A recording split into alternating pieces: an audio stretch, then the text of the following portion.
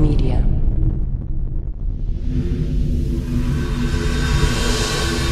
Powered by EVGA.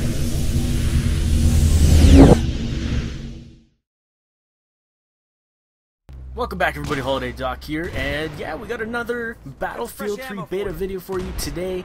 This time, I'm using the support class, dropping ammo like a boss, making sure my teammates never run out of bullets to fire into the opposition, and I am using the I think it's a 249, I believe, with an ACOG and a front end grip. Yeah, it is the M249. So, what I've been basically trying to do in these last couple days is not only continuously try to find the max level, which we still have not found out what it is, but adapt my playstyle completely. And as you guys have probably noticed, I started out playing this game very aggressive. Now I'm still playing aggressive, but I've got more of an objective base in mind. Like as you see here, you know, I plant the MCOM, run up mid stairs because mid stairs cuts away from the back end of things. You don't get caught running up the stairways or running up the front eskies where people are usually camped out and waiting. Choosing your route is very important.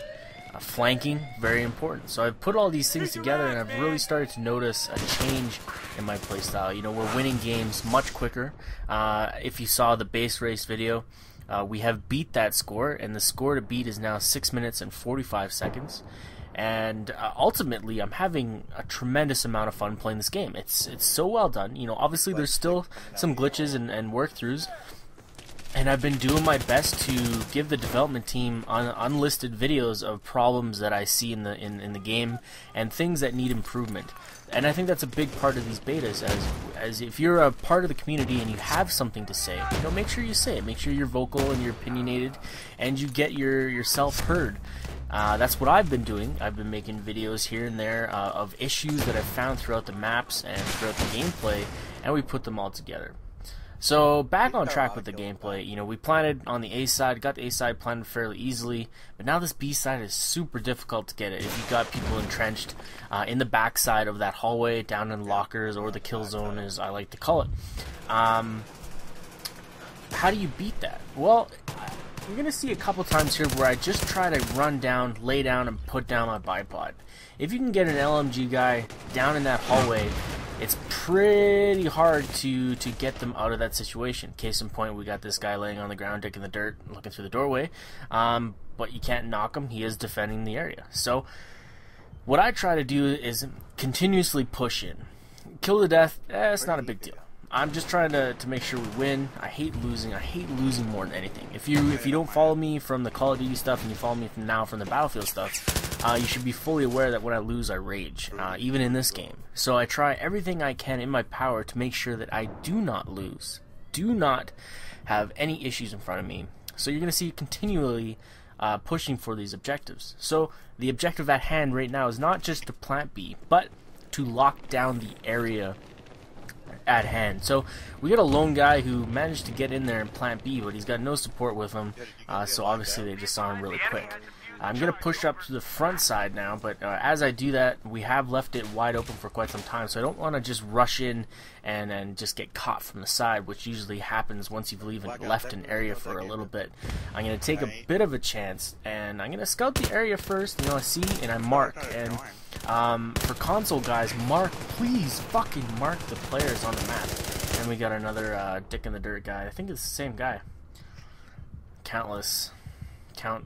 Senseless this. Fuck. What a tool. But yet again, he's proned up, laying on the ground behind us, a magical smoke cloud, so I couldn't really grab a quick view of him, and right as I throw the grenade, I get hit from the side there, and it kind of throws my grenade aim off, which is kind of terrible. Yeah, so once again, I'm going to try and secure this B hallway. B hallway is very important to hold down, and I'm going to try a couple of different times, and I'm persistent.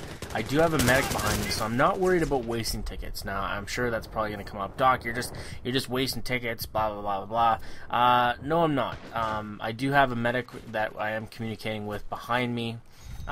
So I'm going to try and get in there, and he does have an ability, so I finally get the bipod down. And now I'm thinking, okay, now I got a good shot, now I got a good chance. I just gotta keep mowing in and take the focus off of this hallway and let my teammates get in there. But right as I do that, I get hit from the side, which really sucks. I was really actually happy about taking that position finally. And respawning on my teammate here, this kind of baffles me. Now my teammate is right in the middle of nowhere, and I should have hit the guy to my right who was actually looking at me instead of going for the two assholes that weren't. Stupid play by myself there. Going back, if I would have got the first, I would have had a nice three-piece there, lining them up, knocking them down. So I spawned on this situation again. And I don't understand how this guy's not dead. People are constantly walking right by him. Nobody's hitting him, but as soon as I spawn on him, I get wrecked every time. It's kind of a shame. I hate it. But I didn't want to spawn back at the attacker's spawn point, so you gotta do what you do. And he finally dies, so here we are, way back at the back end of the map. And we don't have a recon class with us, so those mobile spawn points are tremendously invaluable when you're trying to attack these points. You know, placing them up, allowing your team to have a quick respawn time and close proximity. Right here, you're gonna notice that it bounces. You know, the ACOG definitely does not help in that bouncing up and down. But keep going at it. Nade chuck bounces off the roof. I'm still getting used to the nade throws. They are much different than what I'm used to in this COD franchise. It's more, I feel like the nade throws in this game are more like a football toss, you know, straight and just hard throwing. Whereas Call of Duty, it's kind of like a lob. You gotta chuck it up in the air for any sort of distance. And that was kind of really dumb of me. And it's always interesting going back and evaluating your gameplay, just noticing tendencies and situations where you could have come out on much better or on top.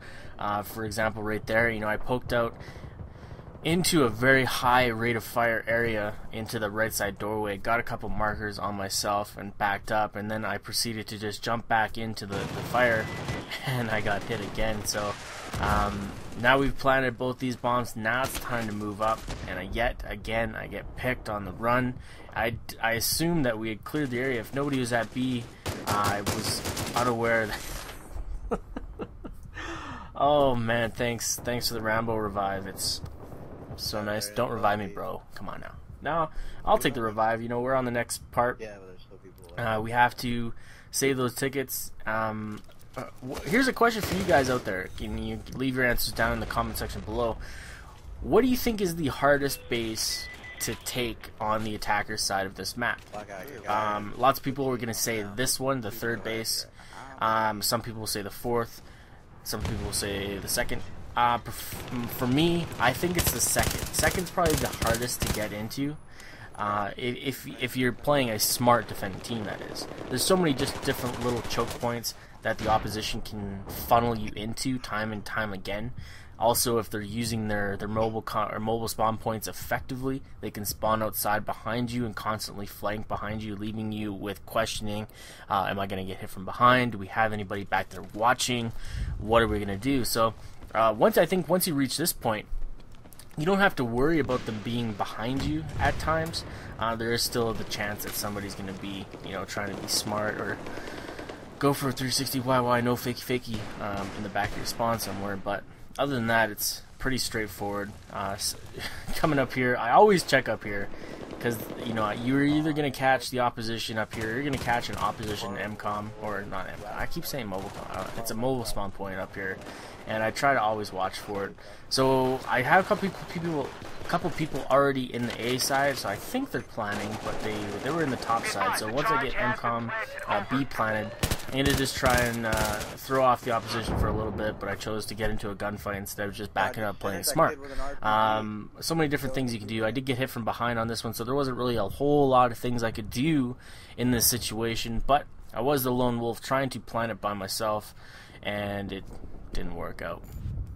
So I was trying to find a new squad with more people in it, as you have to utilize your squad in this game, and I realize more and more every time I play this game that your teammates make or break you.